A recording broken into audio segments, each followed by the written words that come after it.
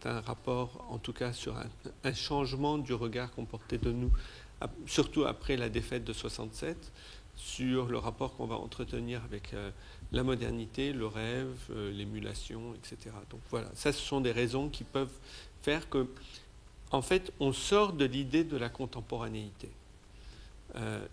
Qu'est-ce que ça veut dire la contemporanéité? C'est aussi le fait que la notion de territoire n'est pas simplement une question géographique. Aujourd'hui, même si on est à HEC, on est dans autre chose, où on peut ensemble définir quelque chose. C'est un peu ce que je disais tout à l'heure à propos de ces gens qui se retrouvent et qui, parce qu'ils sont ensemble à un moment donné et dans un lieu donné, ça va entraîner quelque chose.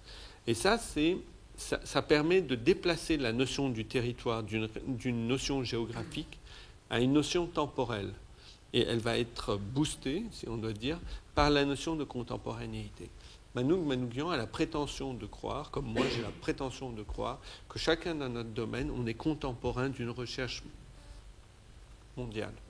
Et qu'on y participe à notre façon et avec nos moyens. Voilà, et ça c'est très très important. Moi je voulais simplement vous demander pourquoi Manouk n'a jamais cherché pendant toutes ces années à faire la publicité, à médiatiser ce qu'il avait réussi à faire au Liban. Pourquoi il a laissé l'histoire se taire comme ça? Est-ce qu'il a déjà cherché à en parler? D'abord, c'est un universitaire. Il ne s'est pas tu complètement parce qu'il avait son site internet, etc. Il ne faut pas oublier certaines choses. Manouk a été très suspicieux longtemps. Par exemple, on l'avait déjà filmé, on l'avait rencontré à LA, etc. Il ne nous avait pas donné toutes ces archives. C'est que quand il a vu notre projet de sculpture, qu'il s'est trouvé complètement rassuré. Parce que là, à ce moment-là, il n'y avait plus la méprise possible. Et il y a toujours peur de cette méprise, pas simplement par rapport à ce qui se passe au Liban, mais même par rapport à ce qui se passe aux États-Unis. Il y a eu le 9/11, le 11 septembre. Il y a eu beaucoup de choses qui font que, même pour lui, ça devient difficile. Mais Manouk continue à être un chercheur. Il le dit lui-même, donc je peux le répéter. Il y a 2 ans de ça, on avait déjà commencé à filmer avec lui. Un groupe d'étudiants est venu en lui disant « on veut faire des nouvelles fusées ». Et il leur a dit « ben oui, mais moi, mes étudiants libanais l'ont fait il y a 50 ans, je ne vais pas refaire les mêmes expériences, trouver autre chose ». Et puis il leur a proposé « d'accord, je veux bien faire des fusées avec vous, mais sans composants chimiques. Donc il faut trouver d'autres systèmes de propulsion ». Et c'est comme ça qu'ils ont commencé à développer des trucs magnétiques et que, de nouveau, ça a intéressé la NASA, des choses comme ça. Donc c'est un chercheur, c'est pas simplement... il ne fait pas de la com. Mais pour faire de la recherche, il faut aussi l'environnement. Alors après, Manouk le dit lui-même aussi, c'est un cadeau inespéré. Au début, il en parlait, mais c'était plus possible d'en parler. Vous voyez ce que je veux dire? Et il y avait aussi l'appréhension par rapport à l'espionnage, la récupération, etc. Donc c'est très, très... faut toujours faire attention, parce qu'on peut se faire récupérer. Et il faut savoir où se placer, se positionner. Bonsoir. Il y a dans certains passages du film, il y a certaines séquences avec où il y a une accumulation de différents plans, genre là par exemple où il y a les différentes fusées, et vous mettiez en fond la musique. Ces passages ils m'ont donné beaucoup de frissons, et je me suis posé la question pourquoi vous avez décidé d'en faire un documentaire au lieu pas d'un film fiction, parce que c'est historique, mais d'un film plus classique, d'un récit classique? Il y a un producteur tunisien qui voudrait en faire une fiction. Il y a des Tunisiens ici ou non? D'accord. Voilà. Il y a un gros producteur tunisien qui voudrait qu'on en fasse une. Pourquoi ça marchait pas en tant que fiction? Parce que pour moi, c'était une fiction. Et il fallait que je le rende crédible. C'est-à-dire que quand quelqu'un... je sais pas, on vient vous dire, il y a eu un projet spatial au Liban, vous avez du mal à y croire. Donc comment y croire? Comment rendre ça vraisemblable? Donc c'est une question d'imaginaire. Il faut travailler pas simplement sur des faits, parce que les faits, même si on les travaille, ils ne suffisent pas. Il faut travailler sur l'imaginaire, sur la façon dont il se constitue, comment un savoir va vous permettre de percevoir. Et tant que ça n'opère pas, il y a un vrai problème. C'est presque l'inverse de notre film précédent. Notre film précédent, c'était au lendemain de la guerre de 2006 entre le Liban et Israël. On est ressorti complètement dévasté. Et quand on est devant un réel dévasté, on se dit, moi, en tant que petit cinéaste, etc., qu'est-ce que je peux faire comme film? Quel film je peux faire où je vais arriver à croire à une histoire?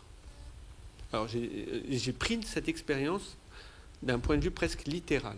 Donc, j'ai invoqué le cinéma en amenant Catherine Deneuve au Liban, et en essayant de faire du cinéma avec elle. Quel rôle, je ne sais pas de quelle nationalité vous êtes marocaine, quel rôle vous auriez pu imaginer que Catherine Deneuve allait pouvoir incarner après une catastrophe au Liban? Un médecin? Une infirmière? Une journaliste? Rien. Tout ça, c'est une demi-heure de film pour rien. Pour justifier sa présence. Moi, ce qui m'intéresse, c'est elle, comme corps de cinéma, pour pouvoir faire autre chose, qu'on retrouvera dans ce film-là. Donc, cette question de la fiction et du documentaire n'est pas simplement la question de la vraisemblance. C'est aussi de notre propre savoir. Pour pouvoir voir, il faut savoir, et pour pouvoir savoir, il faut voir. C'est un truc assez bizarre, mais qui fait que moi, à ce niveau-là, j'ai plus de mal à travailler sur un documentaire que sur une fiction. Sur une fiction, on peut faire des raccourcis hallucinants. Ici, ce sont des gens qui ont attendu 50 ans pour parler. Ami le demander. C'est des gens dont c'est la vie. On ne peut pas être léger avec ces questions-là. Et en même temps, ça nous interroge véritablement nous-mêmes, parce que sinon je peux faire des raccourcis et je m'en fous du contexte historique. Mais là, je suis obligé de comprendre véritablement, c'est-à-dire ça m'interroge. La puissance du documentaire fait que ici, je suis obligé de m'interroger, mais enfin, puisque c'est là, pourquoi ça n'est pas connu?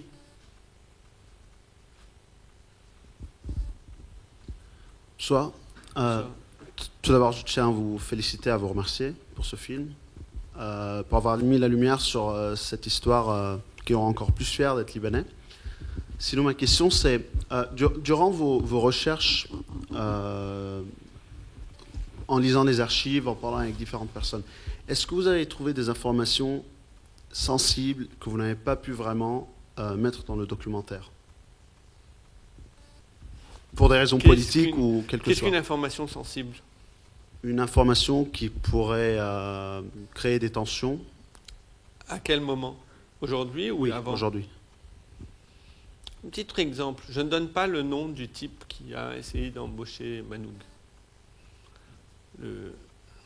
D'accord? Pourtant, c'était il y a 50 ans. Donc, on peut interpréter ça comme quoi c'est peut-être une famille qui est toujours au pouvoir.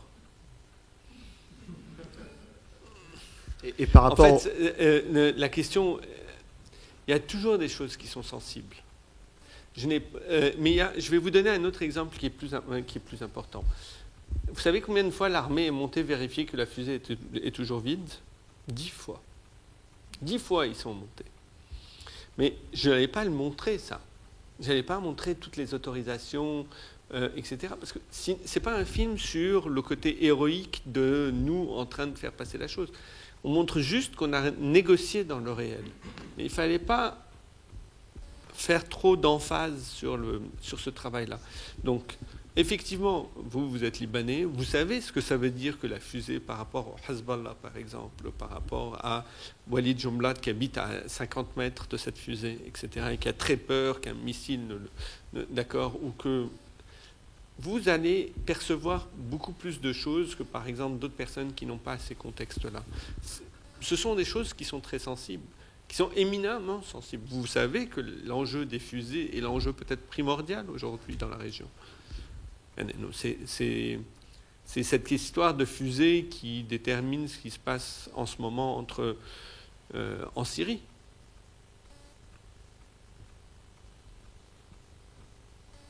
Comment est-ce que vous faites pour faire produire un film qui sur un sujet qui ne rappelle rien à personne, voire qui rappelle de mauvais souvenirs, qui va vous obliger à faire le tour du monde pour chercher des documents qui peut-être n'existent pas? Comment est-ce que vous réussissez à convaincre quelqu'un de vous soutenir dans un projet qui paraît complètement fou?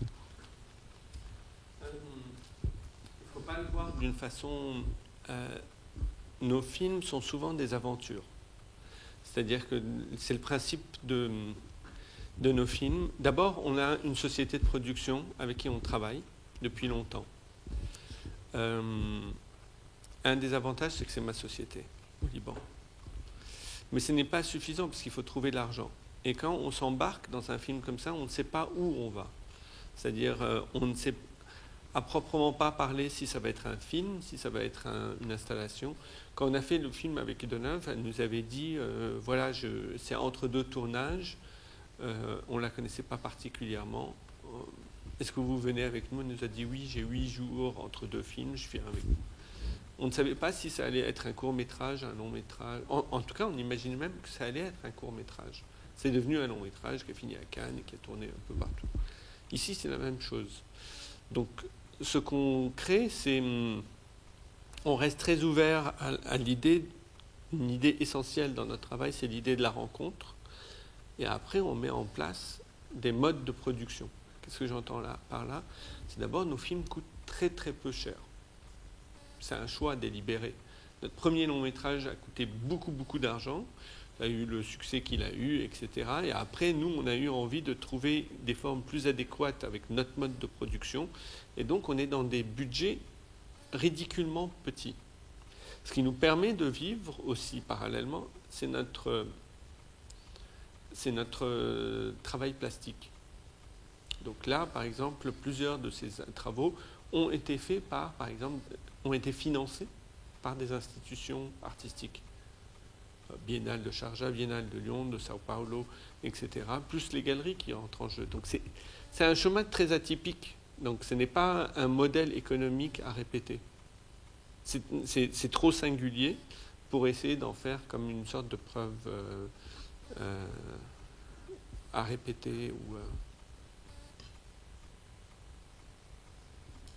Bonsoir. Moi j'ai une question qui va un peu rejoindre celle de la vôtre tout à l'heure. C'était par rapport au fait qu'il y a eu un oubli qui est quand même net et que vous montrez bien. Et est-ce que cet oubli n'a pas démarré, entre guillemets, par l'armée, en fait, qui aurait entre guillemets, forcé les gens qui avaient participé au projet à oublier, et du coup, c'est tombé dans l'oubli naturellement? Peut-être que l'armée adore cultiver le secret. Donc peut-être que l'armée a participé à ça. Néanmoins, il y a eu, avant l'intervention, l'armée devient très puissante à partir de 66. Mais de 60 à 66, il y a déjà 7 fusées. Il y a des timbres, il y a des premières pages de tous les journaux, il y a des défilés dont on n'a pas montré les images, mais on le dit à un moment. Il y a des... Donc ça suffit déjà à constituer un événement important. Peut-être que l'armée, après, avait son secret défense. En tout cas, par exemple, les archives, pour revenir à votre question, les archives de l'armée libanaise ont été très très compliquées, on n'y a pas eu accès. Et donc, justement, on ne sait pas s'il y en a encore. Parce qu'une partie de l'armée nous dit qu'il n'y a plus d'archives, elles ont été détruites en 89 par l'armée syrienne quand elle est rentrée au Liban et surtout au ministère des Armées. Et l'autre dit non, il y a encore des archives, etc. Donc on n'a pas pu avoir accès à ça. Et pourtant, vous avez vu dans le générique de fin, l'armée, on a dû s'y coltiner. Donc j'ai pas de réponse. Je crois que l'armée a eu... Manouk Manoukian, quand il découvre ce film, c'était à la première du film à Toronto, qui est un festival important en Amérique du Nord. Et il est... il adore le film, mais il est un peu choqué par son copain, le général Wahbé. Et bon, il a très envie d'en discuter avec lui. Il n'aura pas cette occasion-là parce que le général va mourir quelques jours après. Et en fait, on en a beaucoup parlé. Je crois que le général Wahbé, quand il nous dit cette phrase, il nous le dit après 50 ans d'armée. Alors que quand il travaille avec Manouk, il a 5 ans d'armée. on peut faire une forme de révisionnisme historique, mais révisionnisme dans le sens où on revoit l'histoire comme de son point de vue. Et je crois qu'il est très sincère quand il le dit, mais je ne crois pas que c'était sa perspective quand il avait 25 ans. Et qu'il n'était que lieutenant et puis même capitaine. D'accord ? Donc il y a un travail de reconstruction de ses propres mythologies. Je crois que lui, au début, il a voulu canaliser, pour des raisons de sécurité, parce que ces fusées qui se baladaient un peu partout dans le ciel du Liban, là, je ne sais pas si les Libanais qui... À Beyrouth, il y a plein de jeunes qui ont décidé d'activer un truc qui s'appelait une page Facebook sur le Lebanese Rocket Society. Donc ça a été très actif. Il y a eu plein de gens, il y a 5000 friends, etc. Bon, c'était très très vite. Et il y a plein de gens qui postent des choses qui viennent de partout. On a découvert notamment un type qui fait aujourd'hui des fusées tout seul dans son coin à Fareya. Fareya, c'est la montagne libanaise, là où on fait du ski. Il fait des fusées de 2 mètres qu'il lance tout seul, ce qui est complètement aberrant aujourd'hui. C'est-à-dire que lui, il va se recevoir un missile. Voilà. Mais voilà, il y a ce rêve-là. Il ne faut pas obliger un truc qui est fondamental entre votre génération et une génération avant. Parce que vous, l'espace ne vous fait pas rêver comme nous, ça nous a fait rêver, ou même ceux qui sont un peu plus âgés que moi. En faisant notre recherche, on a remarqué que quasiment chaque semaine, il y avait une invention majeure. Mais majeure, c'est-à-dire première page de tous les journaux. D'accord ? Chaque semaine, il y avait une émulation entre l'Est, le bloc soviétique et les Américains, mais aussi un tout petit peu tous les autres. D'accord ? Les Français, ils vont lancer leur première fusée Diamant en 65, du désert algérien d'ailleurs. Et c'est à ce moment-là qu'ils vont rentrer. Les Iraniens font une fusée avec les Israéliens. Et ça, c'est sans oublier tout ce que Parce qu'en fait, qui sont les très forts là-dedans, à l'origine ? Ça, c'est vous avez dû étudier ça peut-être en histoire, mais fin de la Première Guerre mondiale, traité de Versailles, l'Allemagne n'a plus le droit de faire des obus et des armes. Donc, ils développent des missiles. Idem pour le Japon. Après la Seconde Guerre mondiale, le Japon n'a pas le droit de faire des armes. Ils vont développer des missiles, ça va leur permettre d'être une des puissances spatiales. Japon qui était un des pays les plus véhéments contre les expériences libanaises. Moi, j'aimerais bien revenir vers la fin du film, en fait. Je n'ai pas tout très bien compris. Et j'ai trouvé que vous insistiez pas mal sur cette partie du film, qui est la seule partie de fiction. Et du coup, je voulais savoir... Et en plus, je ne reconnais pas très bien le Liban dans toutes les images que vous avez mises. Et du coup, je me demandais quel était le message derrière ces images. Vous parlez de la partie animée ? Oui. À l'origine, la partie animée devait être très différente. En fait, la partie animée, à l'origine...